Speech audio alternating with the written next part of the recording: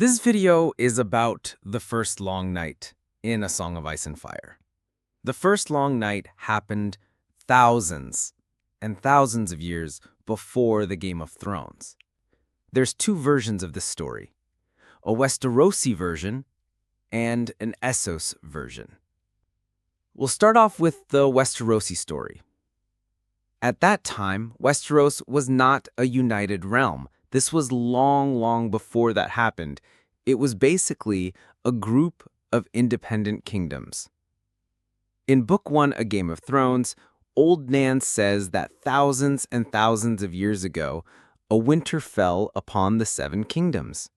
It was cold and hard and endless, beyond all memory. There came a night that lasted a generation, and kings shivered and died in their castles, even as the swineherds in their hovels. She goes on to say that mothers sacrificed their children rather than see them suffer, that their tears froze on their cheeks. In that darkness, the others came for the first time. They were cold things, dead things that hated iron and fire and the touch of the sun, and every creature with hot blood in its veins. They swept over holdfasts in cities and kingdoms, felled horses and armies by the score, riding their pale dead horses and leading hosts of the slain. All the swords of men could not stay their advance, and even maidens and suckling babes found no pity in them. As cold and death filled the earth, someone, called the last hero, determined to seek out the children of the forest, in the hopes that their ancient magics could win back what the armies of men had lost. The Westerosi tale says that the last hero was a man who set out into the Deadlands with a sword, a horse, a dog, and a dozen companions. For years, he searched until he despaired of ever finding the children of the forest in their secret cities.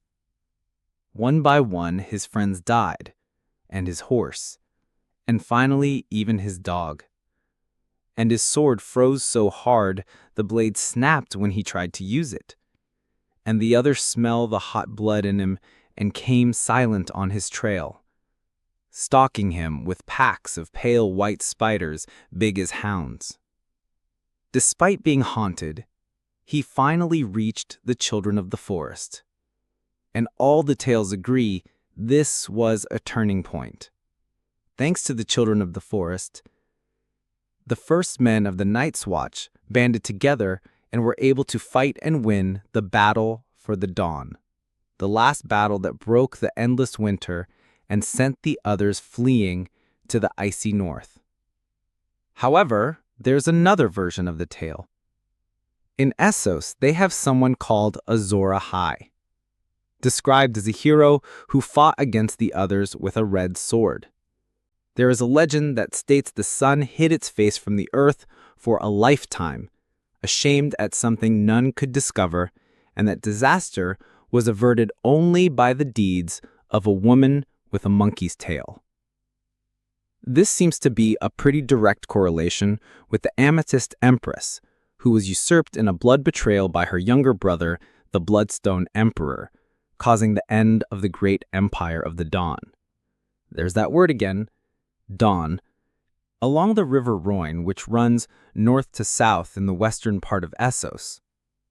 When the long night happened, and this darkness, this cold, descended over the world, this river actually froze. Now, this isn't just an ordinary river. I mean, yes, people used the river for their livelihood. It sustained civilizations, but it was also a magical river. So when that freezes over, that ain't a good thing. You're messing with magic at this point.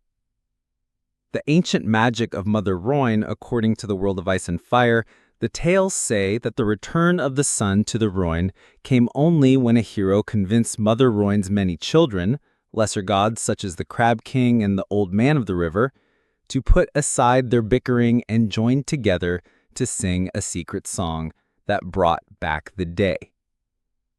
In Westeros, the children of the forest, they're also known as singers. When you take a step back and you look at the story of the Long Night as a whole, you start to see one picture emerging. It's just that every location has a different version of that story.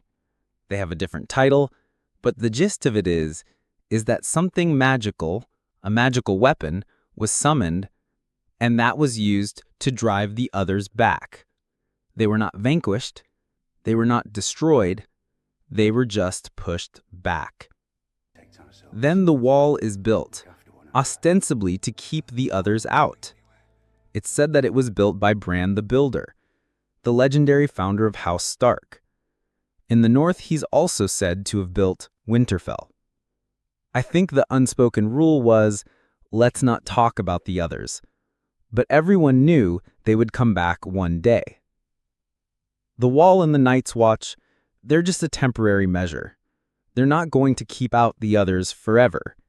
They know one day they're going to face them again. The problem in Westeros in particular is that the kingdom is not one united kingdom.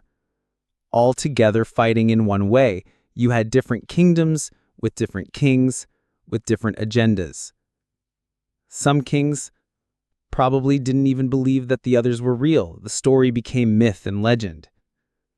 But it was clear that they'll come back with a vengeance, and they did.